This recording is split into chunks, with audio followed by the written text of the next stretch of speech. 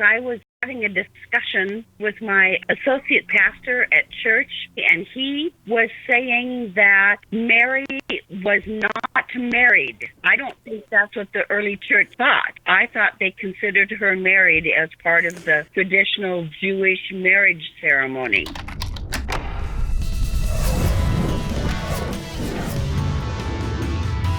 Yeah, Jamie, you are correct in thinking that Mary was indeed really married, right? She was technically married to Joseph when the angel appeared to her to announce that God was inviting her to be the mother of the Messiah. Where the source of the confusion often arises when some English translations will say that Mary was engaged to Joseph. But the Greek word there is betrothed. It means to be betrothed.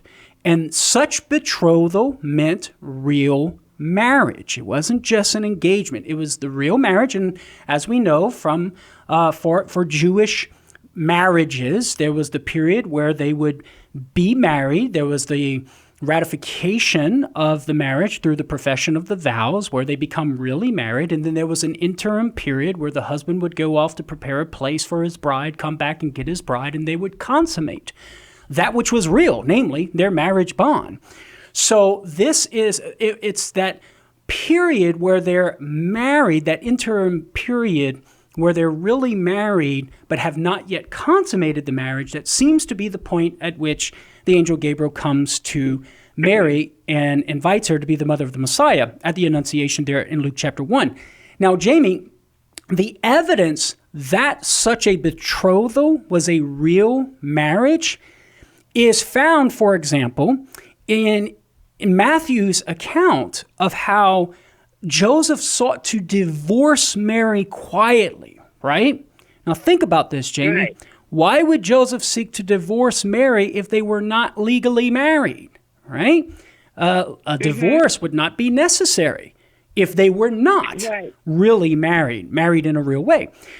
So that's one piece of evidence that we could appeal to, but also, too, Matthew goes on to talk about Joseph as Mary's husband in Matthew chapter 1, verse 19. So in Matthew 1:18, that's when Matthew says when his mother Mary had been betrothed.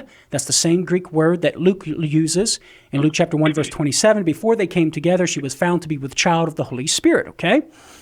Then in verse 19, right after that, Matthew refers to Joseph as Mary's husband, the Greek word there, aner, which can be translated as husband. Then in verse 20, Matthew quotes the angel, "Do not fear to take Mary, your wife."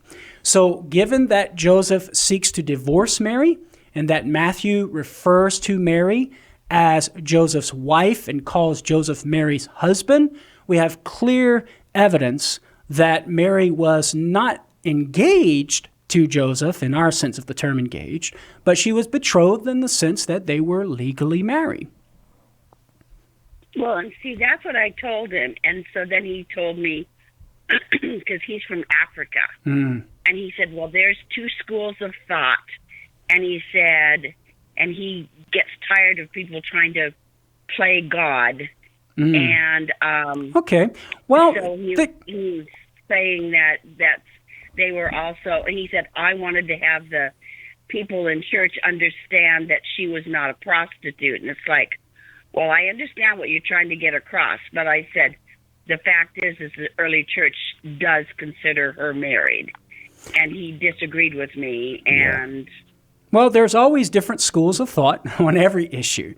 The question is, which of those schools has the best evidence to support its claims? And the Bible gives evidence to support the claim that Mary was legally married, and she conceives Jesus within her womb, but not by any cooperation of some man, her husband, nor some other man, but the Holy Spirit. So this is a miraculous event that's taking place, and it in no way undermines the legal marriage that she had with Joseph.